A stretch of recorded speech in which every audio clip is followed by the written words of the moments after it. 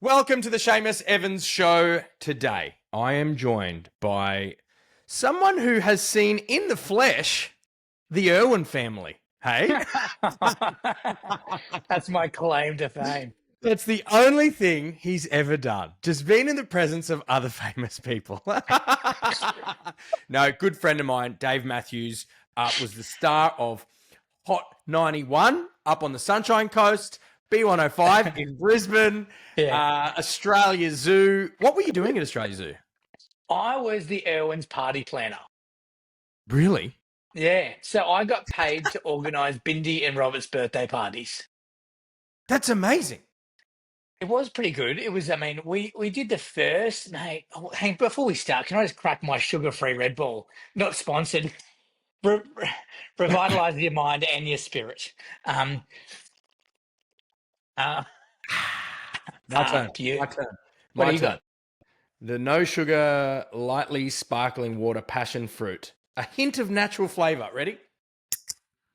Oh, yeah. Hear that crack? A listener. How boring is no sugar, by the way? No, I actually quite like no sugar. I'm on a bit of a no sugar thing at the moment. You know, that just reminded me of when when I was younger, my dad used to drink tea like this, right? And it drove me insane. So he used to go like this. So imagine this as a cup of tea.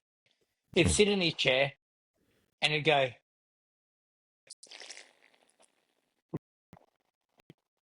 What?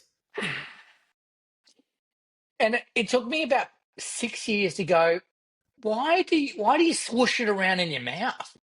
And he said, to cool it down. Isn't it burning his teeth? You'd assume so, wouldn't you? But he's every drink, every sip, mind you. Every sip.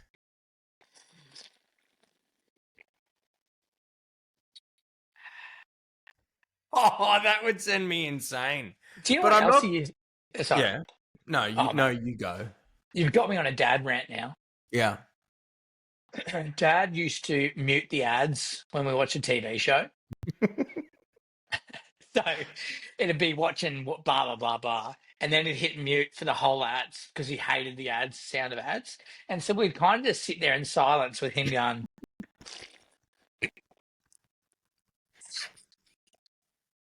And that was my childhood trauma. What we used to do, obviously, this was in the day of one family television, no streaming services, so you would all sit around the TV, and that's what was the entertainment. As soon as ads would come on, we'd channel surf to find something else, and something else would be good, and we'd go back, and sometimes you'd line it up perfectly, where one ad break would perfectly align with the next movie. Yeah, and you'd jump to and from, but the annoying part was you'd be in an ad and go, damn it, what about the other show? And quickly go over and it would be another ad break and you missed a twist. And And you couldn't watch it on demand. No, you couldn't. That was it. It was one TV. and if you wanted to watch it again, it was a video store. Now, you and I have both been in broadcast media for quite some time. What is your take on streaming services? Do we like them? Do you like streaming services, Netflix, Binge, and the uprise of having on-demand television and content, which, by the way, it's not on demand. There are so many movies and TV shows that you cannot get anywhere. For example, the movie, I don't know if you've ever heard of it, the movie called Getting Square. It's an Australian film. Yeah. You cannot get it anywhere. And I know why. It's because there's a second movie coming out. And they got rid of it. No one could watch it because they're going to release it leading into the second movie release. So it's almost like, even though it says on demand, it's not on demand. You can't actually watch anything you want whenever you want. But that's not what on demand means, mate. Like, on demand doesn't mean your narcissistic bubble of everything you want, everything you desire just comes to your feet and kisses your toes and licks the tin ear out. That's not what on demand means. On demand means that you can pretty much just watch some things whenever you want to watch them. Well, it shouldn't be called on demand. It should be called half demand. it's like you're thinking of on demand, like you're the king, you're sitting on your castle going, yes, bring me whatever I want, and I will Yes. watch it whenever I want, however I want, with whoever I want. And Yeah. that's wrong. That's a wrong way to think about on demand. Now, to answer your question, what do I think about on demand? I love it. I love it. And what drives me nuts is when a new awesome TV series comes out and they release it weekly. I just Oh. finished watch. I just finished watching Handmaid's Tale Mm. with my wife. All my mates. I don't know if you have said this to me, but they think that no man should be watching Handmaid's Tale. But I love it. It's a good show. Now, Um, my partner really wants me to watch it. She loves it. I'm not sold on it yet. But nah, what it's too what late. what platform are you watching it on? SBS on demand. Dude, SBS is the best platform. I mean, why? Why are you saying that? I think their content is superior. It's more quality. It's not fake Hollywood, just plastic shooting out as many produced content pieces as possible. It only releases good stuff. Like fault other obviously the frustrating part is having subtitles and you can't be on your phone while watching the latest episode of Gomorrah. But I would say their content is world class. Not just Hollywood, not just America compared to Netflix or Binge or whatever it is. SBS On Demand has the best content going around on a streaming service. Well, yeah, I mean that's your opinion. Um, I think that Thanks. it's good. It's good, but I wonder. The thing about subtitles, I can't watch anything without subtitles these days anyway. Yeah, So same. like because I don't know whether I'm at the age where I can't hear enough, but I'm also trying to keep the volume down in the lounge room because the kids can hear what's going on. So if I keep it down low enough, I can see them swear and talk rubbish, but the kids can't hear it that much. Mm. Because my kids come and abuse me if they hear a swear word on the TV. They're like I've said it to them. Like I like um but I find myself with subtitles just watching the subtitles and I forget to watch the show. It's and so Yeah. that and so that's my reading time. Yeah. It's an Do you ever get like that? intellectual SBS. Yeah, I can't stand watching things without subtitles. It's a weird, like, you know when you go bowling, 10-pin bowling, and you got the barriers up? Like a Yeah. little, like when you were a kid? It's Yeah. like a When safety you're a net. kid. Well, as an adult, having the subtitles is like having those 10-pin bowling barriers up. It's just a safety net to be like, if I can't hear it, I watch it. And you know what? Some movies and some TV shows, their audio isn't mixed properly and it'll be way too loud and you can't hear their words. Like, guys, what's going on? Chuck it, run it through AI, run it through ChatGPT. I've actually wondered about that because the mixing of some audio on shows, and you and I both have both been in radio, so we know a little bit about it. There's the ads are a lot louder, and the music is too loud. Like, Yeah, are we at that age where it's like, I mean, you're a couple of years younger than me. We're like, kids, get off my grass, turn it down, all that stuff. Like, are we there? Is that what our parents thought about the things we watched and listened to as a kid? probably. I definitely don't like loud things. I also, even if I'm at Mm. a restaurant, if I'm at a pub, if I'm somewhere and someone starts playing some music, I'm like, dude, keep it down. Number one, you're doing a Okay. very bad version of the Foo Fighters. Number two, it's Yes. too loud. I didn't come to watch you because you're an amateur. I came to talk to my friend. Yeah. Shut up. But hang on. Have you got ADHD? Yeah.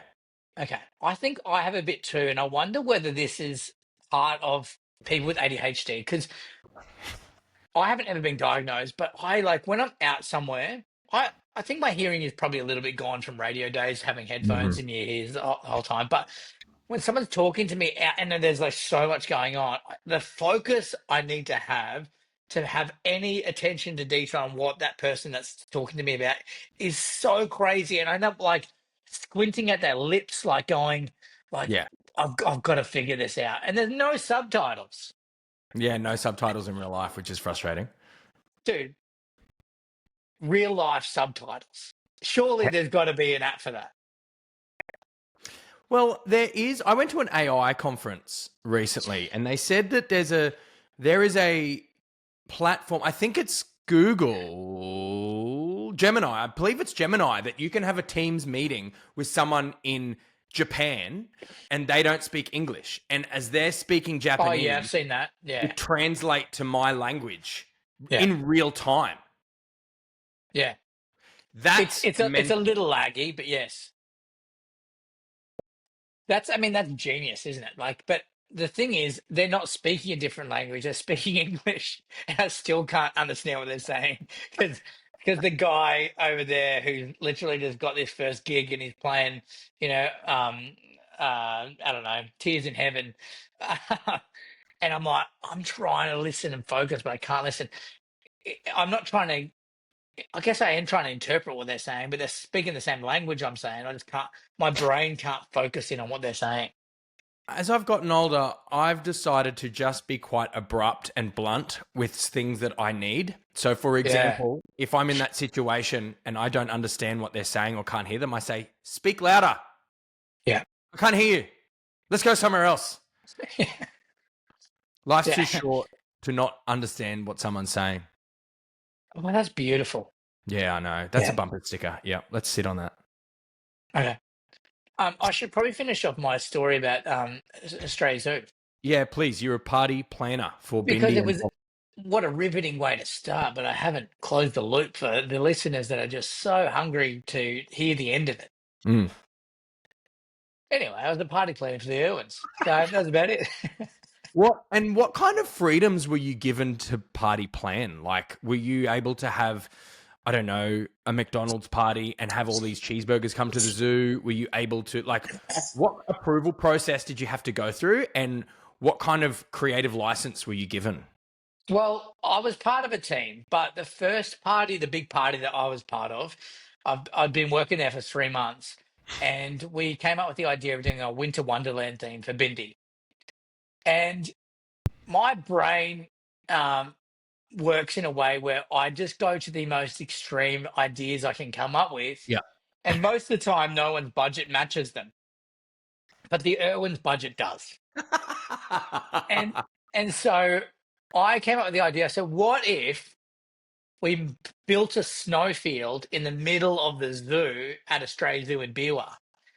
And they're like, "You're an idiot." And I was like, "No, I reckon we could do this." So I actually called around and I got a company called Ithaca Ice in Brisbane, and they make ice. Brilliant. And I got them to carve it down into snow. And over the night before Binny's birthday, we had it shipped up in 12 semi trailers overnight into the middle of the zoo and dumped snow in the middle of the zoo. And the um, and the woodwork guys built ramps and stuff like that so they could do tobogganing and stuff like that. It was awesome. So were these parties for their birthday, or were they events for the zoo to replicate their birthday? Yes, the ladder, the ladder. Yeah. But the thing is you've got to make it enjoyable for patrons and also Bindi or Robert. And Mhm. so, I mean, I pretty much just organized my favorite party that I Mm. wanted as a kid. I didn't want a Winter Wonderland theme, but for Robert, it was all dinosaurs. He loved dinosaurs. So, like, the cake I got made for him was a massive, like, volcano cake.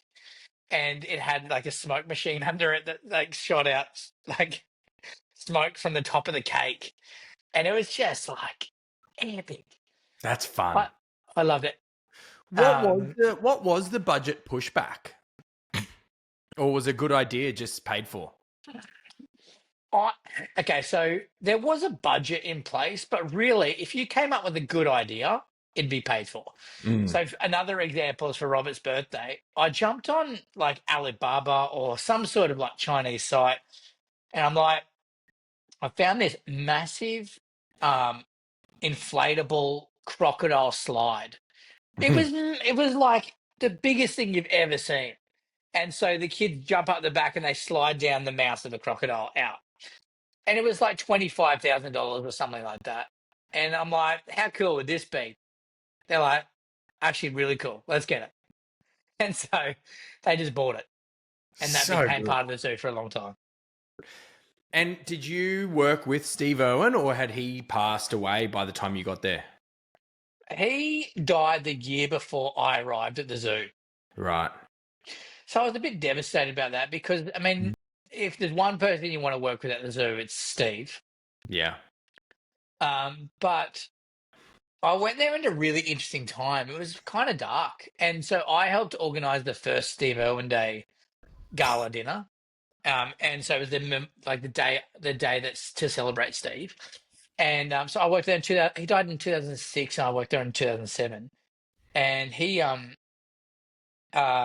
yeah, it was a somber time because I think the zoo was like, oh, hang on, what's our identity now? Like who are we and what do we stand for? And they kind of lent really hard into the khaki sort of Yeah. shirts.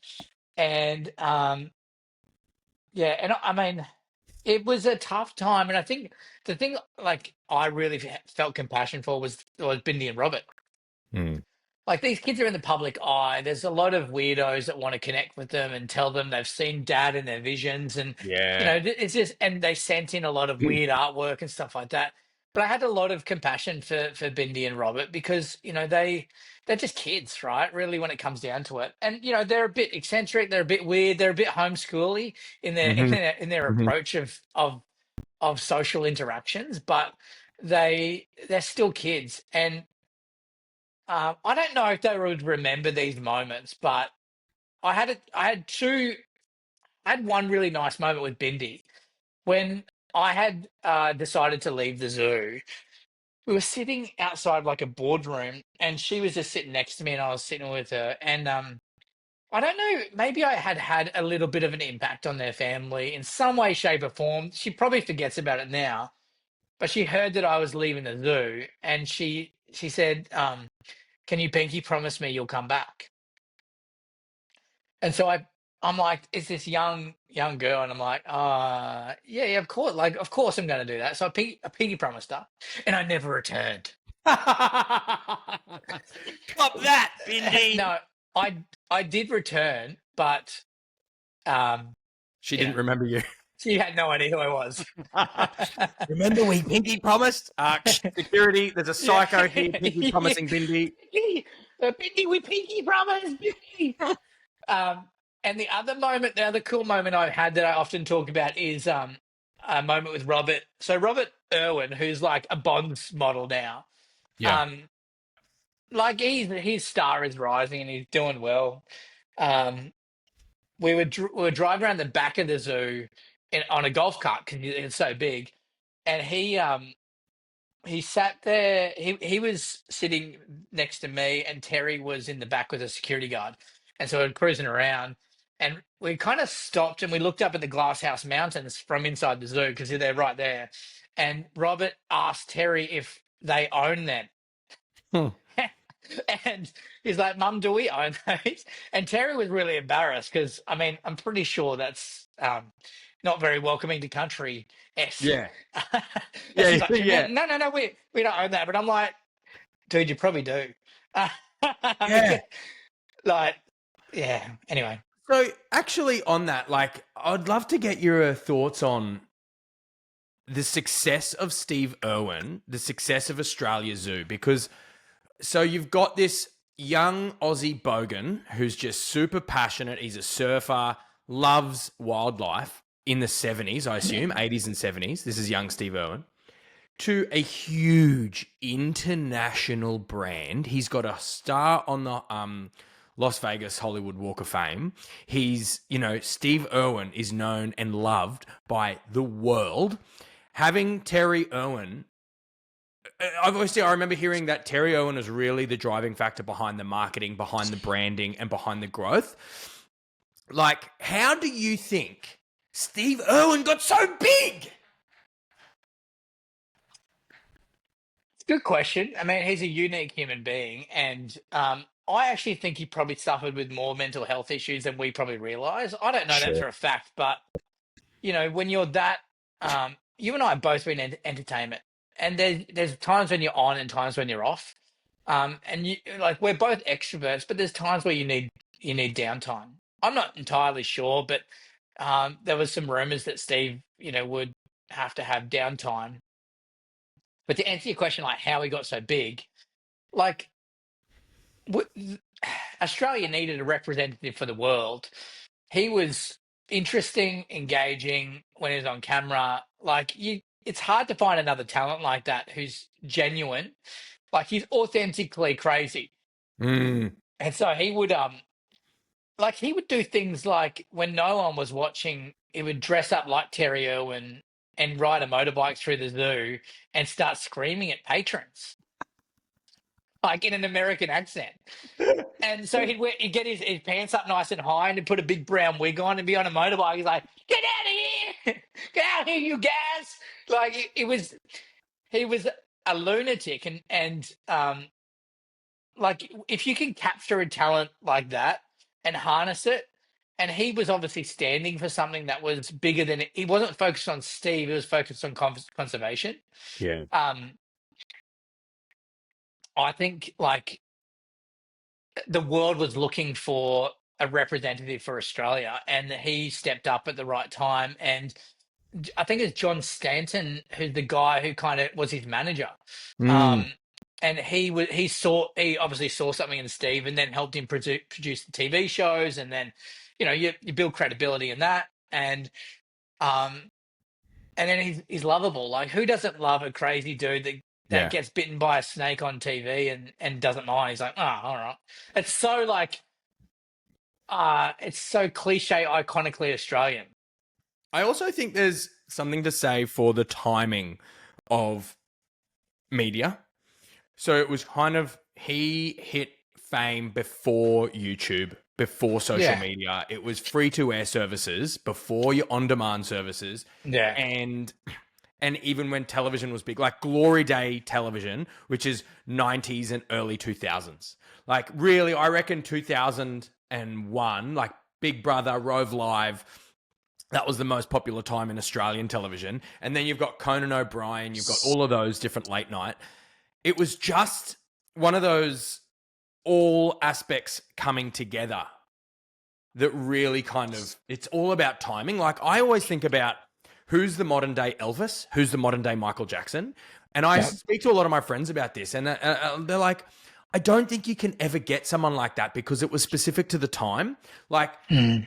Elvis, no one is as famous as Elvis today because the landscape of media, the landscape of fame has completely changed. Now with TikTok, now with Instagram, now with YouTube, there are so many. Like, for example, okay, you could probably argue Mr. Beast is as famous purely from an eyeballs standpoint and his subscriber. You've actually got data to show that he would be as famous as Elvis, but he's not. Yeah, He but doesn't my have question, that. Mm, yeah. I mean, Harry Styles, I thought was actually going to be the new Elvis, essentially, yeah. because he had that following. But fame, like, what is fame these days? Because someone can be extremely famous and no one know them. Yeah. How does that work?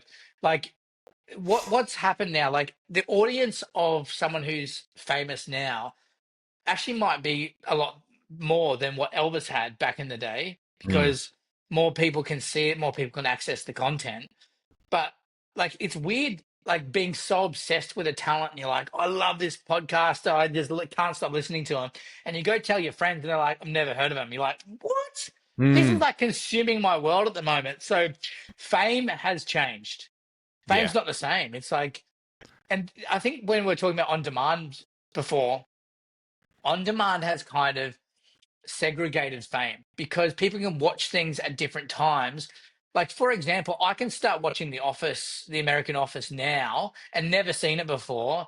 I have, but like, I can start watching that and be obsessed with this show and have no one to talk about it to. I can't go Mm. to work. I can't go to work and say, guys, this show is so good. You won't believe what Dwight did. because they like, yeah, we watched that 4 years ago, but like Mm. it's so relevant now. So fame is like shifting around, um, and it's hard to get a community around at the same time. So people like Taylor Swift have done really well in this. Taylor Swift would actually, I would say, would be as close to Elvis, but you have like fame and then you have icons, right? Yeah, And big and so difference. so icons are like people that you can you go to Halloween dressed as them.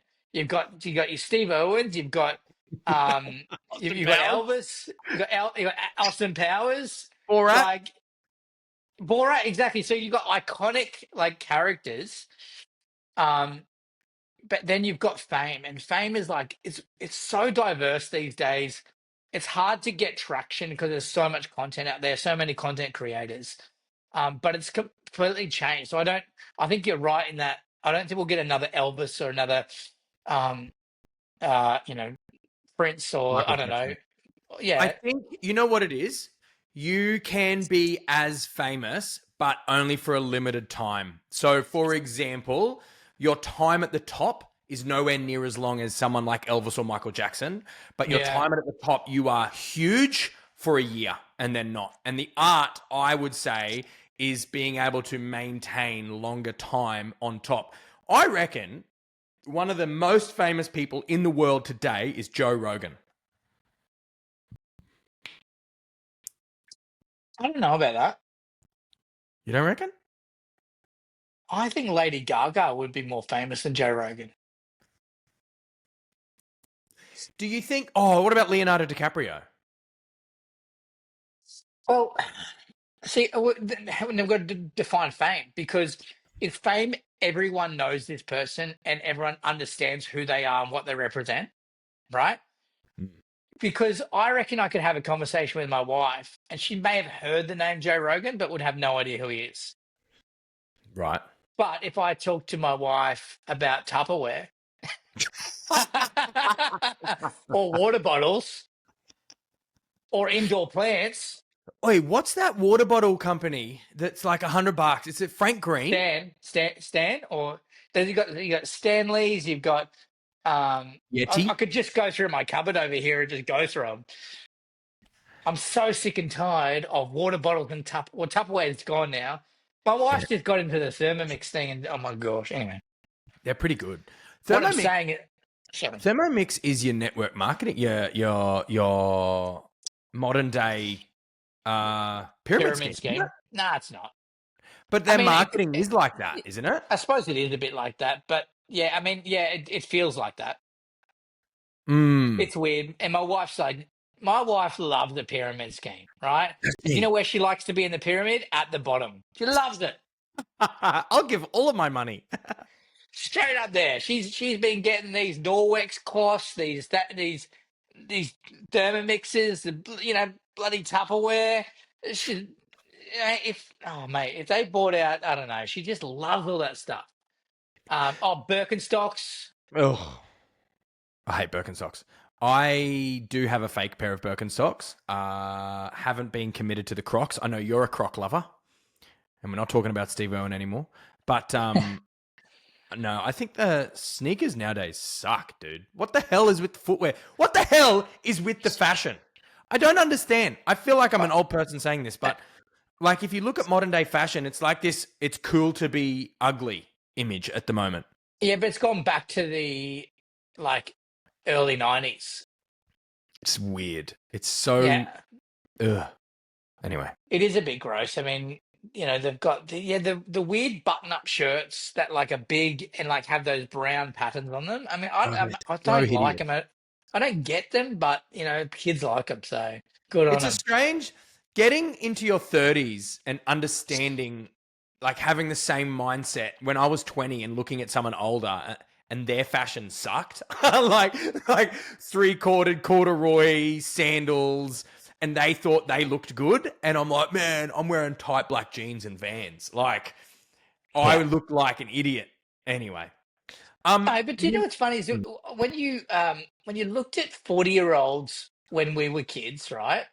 Mm. They look so much older than what we look like now. Because I'm 40 next year, Yeah. and I'm like, when I saw a 40-year-old like on a movie, they were nearly dead.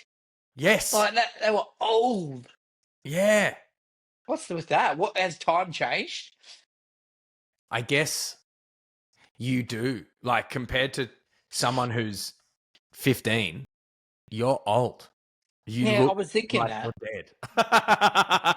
Because if you're constantly hanging around, because if I look at a 15-year-old now, I'm like, that is a child. That's a baby. But when I was 15, hanging around 15-year-olds, they were normal. Yeah. So you just don't understand how old you are and how old you look. I was thinking this morning as I was driving my 6-year-old son to school. He's like, "How many seconds are in a minute? Is it 100?" And I'm like, "No, it's 60." And then I was just thinking, just kind of like driving, just thinking, I was like, it's stupid that there's 60 seconds in 1 minute. There should be 100. And then I was like, in my head, because I'm going great, I'm like, what if we got it wrong? What if there actually is 100 seconds in a minute? Would that make us all 40% younger than when we think we are? Oh, that's good. What if we got it wrong? What if we did get it wrong? Like who said, you know what, 60 seconds in a minute, not 100? Who said that? There's 100 cents in a dollar. Why wouldn't there be 100 seconds in a minute? I agree. It should Mate, you be. tell. But why? Um, I think Explain that to me. the moon, the sun, the Mayan calendar, and probably God and 2000 years ago, and the fact that it's 2025 BC AD, and year one was the year after Jesus died. Who went, okay, it's year one now. like Jesus is dead, and then he rose from the dead, and then he's moved on, and then it's like, oh, should we start? Should we start the calendar now? Is it now? At what stage did they invent the calendar? I think Noah had the calendar. And he was He like, 30 days until the flood, cross off today. no, he had Google Calendar out, Yeah. and it was a I'll be in reminder. Africa on this date. I'll send you a Cal invite. I've got to pick up the giraffes and lions. Yeah, he had a Google Meet invite. Oh, Oh, hey, sorry, my Google's going off. I just said Google. They're always shut. listening, mate. Do you It know is what pretty frustrates me scary. about Google Homes? Do you have Google Homes in your house? No, mate. Here's what frustrates me. Every time I go to ask it a question, it can't hear me. But every time I'm just talking and I mention like the word Google, it's like, "What did you say? Did you want me?" Yeah. Sometimes that happens with Siri. Randomly, your Why? phone will just go off, and you're like, well, it is always listening. I used to, I knew someone who. What happened then? Did That it would glitch be out? cryptic in case three people listen to this podcast and one of them happens to know this person. I knew someone who knew someone in the police force, and Yeah. they said the police can tap into your phone at any stage they want, any time of the day, whenever. There is zero privacy. There is zero warrant needed, nothing. They press a button, bang, microphone straight into your phone. I know some people that before they engage in certain conversations, they put their phones in the fridge. Does anyone care what I'm saying? I don't even like. I don't. You have these people that worry about all these things. Like the worst they're gonna hear is me farting. Yeah, I know, yeah. And maybe yelling at the kids, but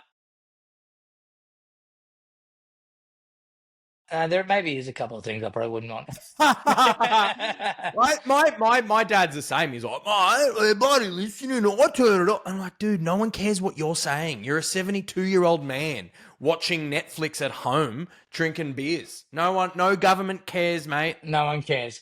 Do you know what I have a fear about coming off a Zoom and forgetting to Oh yeah. to close it down, and then the camera's still on, and you go and partake your day, or you stand up and you're not wearing pants, and Yeah. I have a fear about that, and then that actually came true for a guy in the States. Do you remember that? Did he start jerking off? Yeah, Yeah, yeah. yeah, He yeah, yeah. I remember this. and it was still connected with everyone. He's like, "All right, meeting's done, sweet." And then they made him come on air and apologize for it. On air? Yeah, On what air? like it was a news show. You can you It can wasn't a Google it. work Like, meeting. It was. I don't know. I don't know whether it was broadcast, but I Oh, think it was like just to explain why he got fired. that's brilliant. And then he came back on and he's like, "Yeah, sorry guys, I rubbed one out after the sales meeting." But And how then can you get fired? Like, that's a bit grey because he's at home in the privacy of his own home, but the camera was on. It wasn't on purpose. That's called an accident. yeah, I mean, I don't know. But how do I'm you not. go back into the office for a Monday meeting? Yeah. Morning, how's your weekend? I can't look at you the same, bro. I tell you what, I'm not doing. I'm not shaking his hand.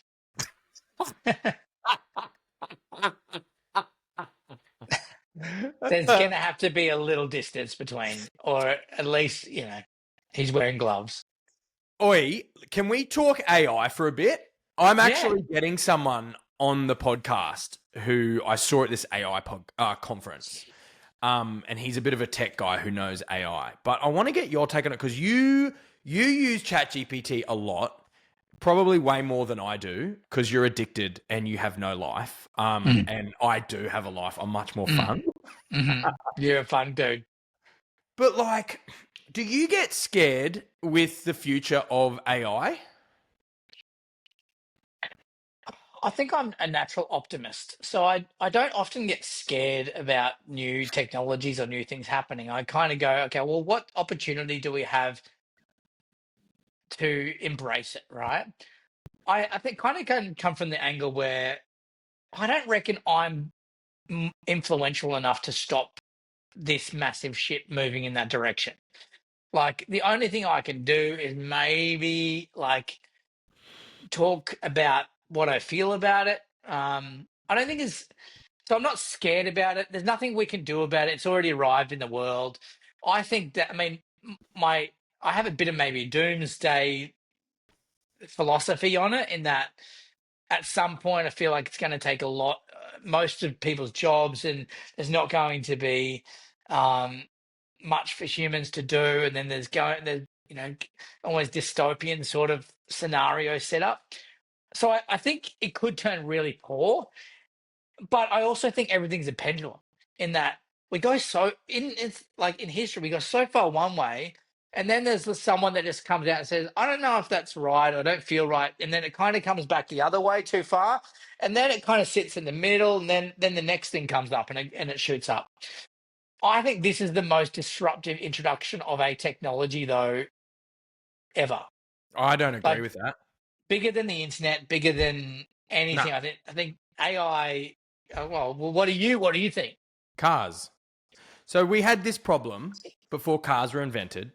They were employing engineers in New York City to engineer how to manage horse manure being on the Yeah, streets. yeah. And they were literally like, it's going to take over the world. Like, we're going to be flooded. It's going to be 6 stories high with horse manure. How's it going to work? Bang, cars are invented. I think cars was the biggest shift. I think you're very naive and you're a child. And I Um, think you're ugly and still fat, even though you've lost 12 kilos. Here's why I think you're an absolute idiot of a bloke. Here's why I think you should go back to school because you've got the knowledge of a 3-year-old. All right. Yeah. Um, Cars were invented, but cars don't have a learning model where they can learn to create their own cars, Mm. right? AI is a learned language model where it has the ability at some point to recreate its own next iteration of itself and then communicate to. Are you yawning? Are you going to yawn? Yeah. Mate, Oh, man, I'm telling you some really good stuff here. No, I'm kidding. It cars don't have the ability to to think for itself, whereas if AI has that ability to learn, improve, and create. How does it learn? I don't understand. It's a learned language model. So it learns by every bit of data that's been input into this program. It goes, okay, that's part of my knowledge now. It's like the Matrix when you got plugged in, right? It's like it's learning. It's not conscious, but it's learning. So it's not a conscious being. It doesn't have a soul. It doesn't even have a skeletal structure, or there's none of that. But it has the ability to grab data, input data, put the words together, and then go, okay, that's a thing.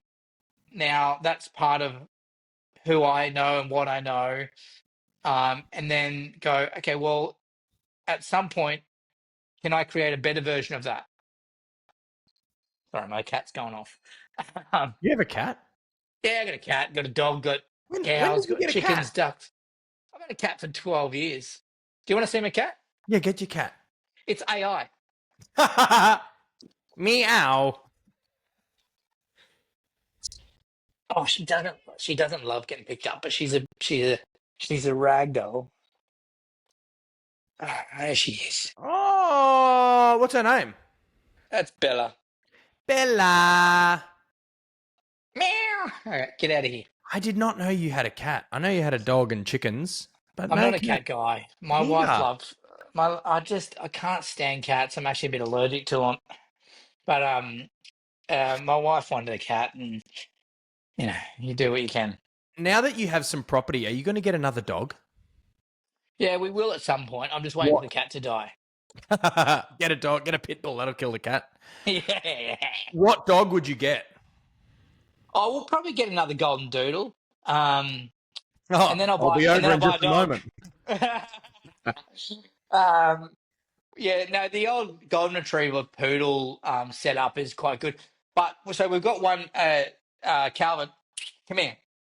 This is our golden doodle. Come here, mate. Come here. He's a bit of a goose. Oh, he's not. Oh, geez. Here we go. Come That's on, him. Calvin. There he Hello, is. All mate. right. But I really love a golden. I want a real dog. Yeah. Yes. I don't want to crossbreed because they've got a personality thing where they don't know, am I a golden retriever? Am I a poodle? Like they're Yeah. just trying to figure it out. Identity crisis. Yeah. But anyway, let's get back to AI because that's way more interesting. AI. I am skeptical at how much emphasis humans are putting on it. At this conference I went to, supposedly only 30% of Australians who were, in this what do they call it when you do a giant, like, asking people something? What's that Survey? called? Yeah, in a survey, only 30% of Australians embraced AI, whereas every other country was like 90%. So it's Australia that's really hesitant towards it. I think we're really fearful of it. I don't believe that it will completely radicalize and overthrow jobs, industries, and this is the beginning of the end of the world. I don't believe it is. A lot of people do. I'm probably one of them. That you believe it's the end of the world. I don't know what the end of the world looks like, but I don't see it being. Uh, you can't. I don't feel like you can. I don't want to underestimate the impact that it may have. For example, my kids. I got three kids. They go to school at the moment. I'm like, what is the point in them learning if in 10 years the computerized system is going to pretty much have all the knowledge in the world plus more? Um, like what are they going to have to offer and bring people to the world? And so the things they learn at school is like math, and how to write stories, all those things that I think were important for our age, but right now I think the schooling system needs to actually be teaching our kids not those things, having a base understanding of those, but mainly one, resilience, two, how to get along with people, um, all the life skills that are not at the forefront of education. I feel like we're missing all those things that I believe my kids are going to need in 10 years as they start to exit out of school, because they're the skills relating to another human n- is is really important. If AI does take over a majority of the jobs in the world, like for example, my mate is a gastroenterologist, right? He's studied his whole life. He's still studying. He works as a practitioner. He's very good at his job. But essentially, he pokes his finger in people's bums, um, does a bit of a feel around. What's his number? Um, you've got it. Um, and he all of his knowledge that he's learnt over his career, AI has the ability to learn that in seconds, not in years and months, in seconds. Um, it also has the ability to test, like, for example, a replacement of his job is if a pack got sent out to your house and you pooped in a cup and you put this tester in and AI was able to tell you what your health level is or what you may be risk of, like in seconds, not next week when it's gone back to the lab and the lab has done all the tests on it and then come back and like it will have more greater accuracy because there's no human error. It will have like his job where he earns a lot of money to his job could easily, most of it could easily be replaced. Mm. That's that is scary to think like that, because what's the point? Like, Mm. what's the point in learning anything? So trying to bring it back to our Steve Irwin chat, right? You know He how it was was AI. he was completely AI. But you know how we were talking about how did he get so famous? So if Steve had flaws in his personality or in his because he's a human being, human error and everything, it was the right timing as well in that in the world, in media, in whatever it might be, in interest, I don't know, but everything was right in the timing. I don't think AI can replicate something like that, because for something to be so successful, I feel as though it needs human error. And I'm trying to Yeah, put but that in. Seamus, you're underestimating it again, because on ChatGPT there's actually another app that you can get to humanize what it says and what it produces for you. So it adds errors in, it adds problems, it adds like mistakes, but it's calculated and algorithmic. But is that a word? Maybe not error, but instinct, gut. Yes, and you're right. Okay, so the bit I think you're on the money is that um, there's that risk that something could go wrong, right? It- Like I think I heard someone talk recently. People would much rather watch two humans play chess rather than two computers play chess against each other, Mhm. right? Because there's that risk of someone doing something stupid. Is it Magnus Carlsen, the Yeah. guy? Like watching him fail the other day to that Indian guy, Yes. um, Get was angry and hit the amazing. table. Yeah. Amazing. Like it was great content. It was interesting. You wouldn't get that with AI, but right now, but I think in 10 years, AI has the ability to actually get to that level of emotion that actually introduces risk into different scenarios. Mm. Think, This is how I feel about AI. yeah. The product isn't impressive, but the system is. So I find AI impressive, but I don't find an AI produced artwork, video, PDF. I don't find that impressive, but I find it impressive that it made it. Do you understand what I'm saying? Yeah, no, I get that. I get that. Why don't you find it impressive? Like the other day, I saw a tiger that was made out of strawberries, right? Which was just someone put in a prompt. The image looked incredible. Like it was like um, high quality. I was like, that is a tiger. That is a strawberry tiger. It's a striker. But Brilliant. like, how are you not impressed by that? Because it's a computer generated image. Just the same as if I type into Google Images Mona Lisa and I get a high res version and I press print on my new printer and I frame it, it's not impressive. It's just a printed version of a photo. And I feel as though AI is the same. I feel as though it's very impressive that it made it, but I don't feel that the end product is impressive. So if AI produces a song and I go, wow, that's a pretty good song, I won't like that song. I won't be impressed. I'll be like, it's amazing that AI made it, but I don't want to listen to it. Whereas when a human being writes a song, it's impressive because a human did it. It's not impressive that a computer did it. It's impressive that the computer can do it. Yeah, I hear you. What if you didn't know that whether a human did it or not? No, I can tell. You Yeah, kind of can. You kind of can at the moment, at the but moment you can, but you one day won't be able to. like at the moment, so there's artists in New York that are having to sign affidavits to say that AI has had no part in their artwork if they're entering it into a competition. Um, which is yeah, I mean, I understand that, but it it's I mean, you can be impressed or not. That's up to you. But when it comes down to it, it's still creating something pretty spectacular.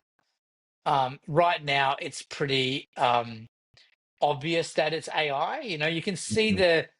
you can see that the complexion of the skin of the people that it's a bit too shiny and plasticky. But we're so early days. Google VO brought out recently where you can actually get sound and images, and I'm like, we are very close to um, creating something very realistic that is Mhm. indistinguishable. And the fear for me is going like that in the wrong hands and creating, hey, Donald Trump said this about Russia, and it looks so real. And Putin goes, "How dare you say that about me?" That was Gru. Ah, Um, but and then and then a war erupts, right? yeah. So the metadata of all of these things that are created still shows that it's AI. So there would be some ability to read that. But what I'm finding is there's distrust that's happening, right?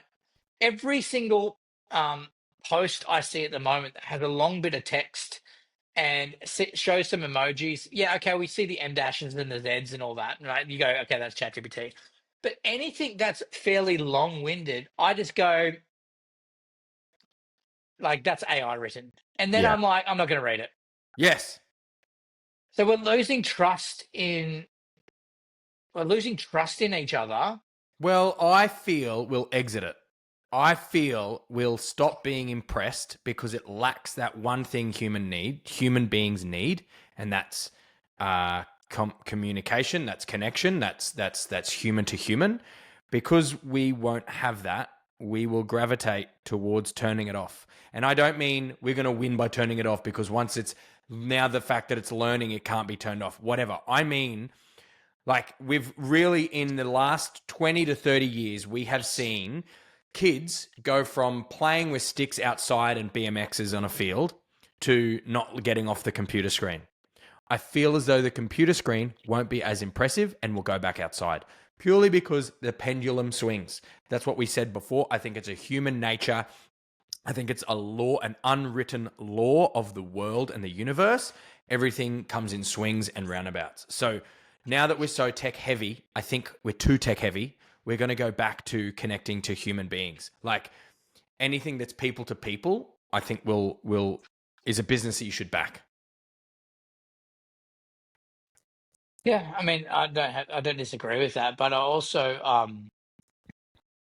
I think we're going to be able to simulate outdoor experiences through VR and AI integrated, um, like even augmented reality, not VR, but AR, where you're wearing glasses and you're outside and I mean, they're already out. The glasses that can kind of, um, show you the weather and show you your notification come up in your eyes. There's one that was just brought out recently. Can't remember who it was by, but it records what you're doing. So if you're driving your car, you're like, oh, I've forgotten where I left that thing. You can ask your glasses, hey, where did I last put my keys? And it says, oh, you left them on the shelf in your bedroom, blah blah blah blah. And so it stops people that lose stuff all the time. This is so helpful, right? Um, but What I I love the mean, most is that the things that you lose are your glasses. They're on your head, you idiot. Like, yeah. hey, where are my glasses? Where do I put you? Where do I put you, mate? They're Like, on your head. That's excellent. That's really good. I'll write that one down. It's a good joke. Oi, dog, shush up. Let me tell you about two things that I just really want to talk about. One, I believe, the Karens of the world, how it became really like big for a while there, where um, there was this generation of elderly women that were so about themselves and didn't care about people and just wanted what they want, and so the term Karen came about. My mum is one of those people, right? And what I've found is that her communication with people is embarrassingly disgusting sometimes because she doesn't. I don't know what it is. It's like an entitlement that comes with that generation. And I've encouraged her to use AI to, if she's sending an email, to put it through a filter and give it a nicer way of saying things. And I've noticed her communication has actually been a lot nicer since learning how to communicate. So I think AI is getting rid of Karens in the world. Awesome. funnily enough, I actually, when I speak to ChatGPT, I'm like, don't sugarcoat anything. Give me the hard truth. Speak to me as if I am like only someone who needs to know information and problems to solve. So I actually need the Karen conversation. I Yeah. need ChatGPT to lose the sugarcoating, fluffy way it talks to people. Yeah. Anyway, interesting, weird side comment. Continue with I the think second part.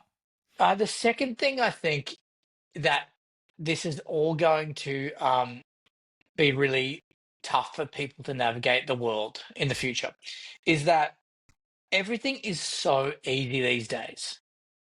Every new appliance, every new technology is coming out to make our lives easier, which I kind of love because I love finding the most effective way of doing things. We talked about thermomixes before. Really, like, it's got the recipe on the screen and you just put 5 ingredients in and you got a shoe. Um, uh, you've got all these different technologies, ChatGPT helping us write things, prepare grant, applications, prepare articles, all this stuff. It's all to make our lives easier.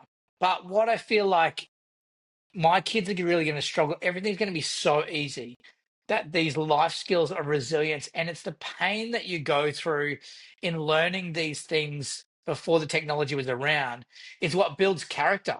It Mm. builds, you become interesting. You learn different things and different nuances. And you, like, the struggles I went through as a kid with my family set up and everything that went along with that has made me who I am today, right? Like, just all these different things that we struggle with makes humans human.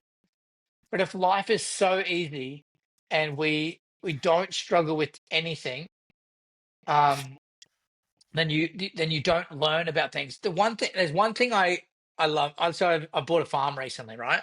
Yeah. It's a mini farm, and you can buy these automatic chicken door openers that the sun comes out and the doors open, the chickens come out. And I was gonna buy it, because I'm like, it's a great way so I don't have to think about getting the chickens in and out. But one of my favorite things on the farm, this is going to sound really stupid and lame, is there's a lock that I have to pull open and pull open and open the door. It's manual, right? I have to Mhm. go and lift it That's up, pull it. manual. It's manual labor, right? And so I'm like, I don't have to charge that lock. I don't have to know where the sun is. What I know is that if I rock up at that door, I'm going to be able to latch it, pull it, open it. Mm. There's something in that simple moment where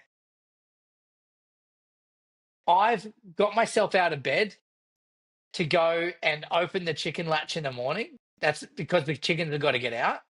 So it's getting me out of bed because I'm like, I've got that expectation to let the chickens out.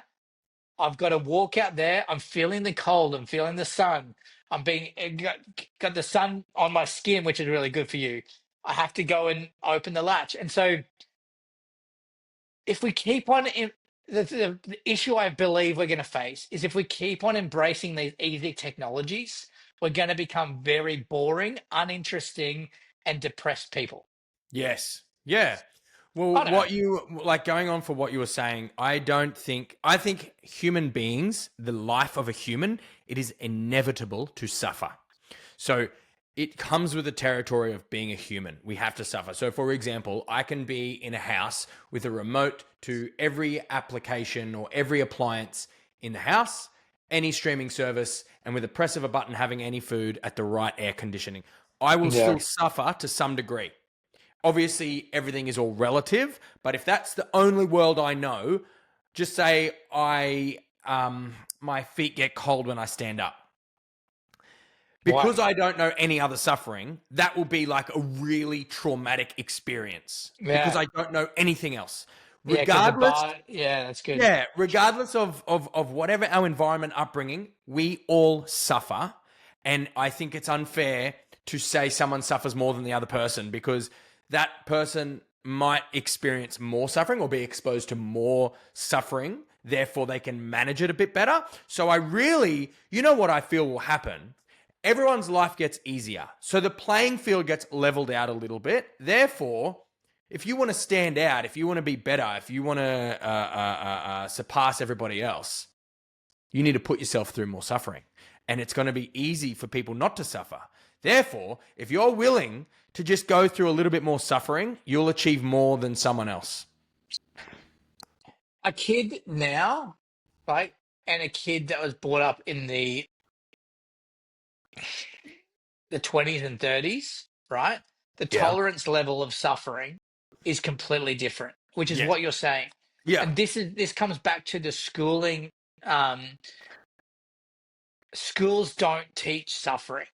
Mm. They don't teach enough suffering where it's like it needs to be resilience building. Schools I think it needs to shift from education of knowledge to education of social and emotional well-being. Mm. So it needs to be, I mean, and I feel like it's maybe 80%, that's probably being generous, like knowledge-based learning, and 20% social and emotional because you're at school, you have issues with your friends and blah, blah, blah, blah. I think it needs to switch around. I think Mm. it needs to be more about life skills than it does knowledge because knowledge, we're going to be out-knowledged by AI. So what you're saying is we need to line up school kids in winter Yes. and hose Yeah. them with cold water Yes. and then make them Yeah. do push-ups and then like Yes. punch them in the face or something. Yeah. Yeah. Yeah. Suffer, suffer, suffer. So, um, I really want to start a campaign that I think will actually benefit like the world, and it's bring back the bully. and what I want to do is encourage more bullying in schools. Like, I just feel like there's always that one bully. I would like to see at least 5 bullies in each grade level. And Really, then like, let's harness the bully to really empower them to be meaner. I think Mm. that's the future. That's what we need to be doing. I mean, It's science. It's science. It's science. It's science. It's science. Hey, I've had a great chat, but I've finished that drink. I need to go to the toilet. Okay. So I'm wrapping up the podcast. Bye. Oh, right, okay. Bye. See you, mate. Hey, good to chat, mate. Thanks so much, bro. Oh, any time that you organise it in advance.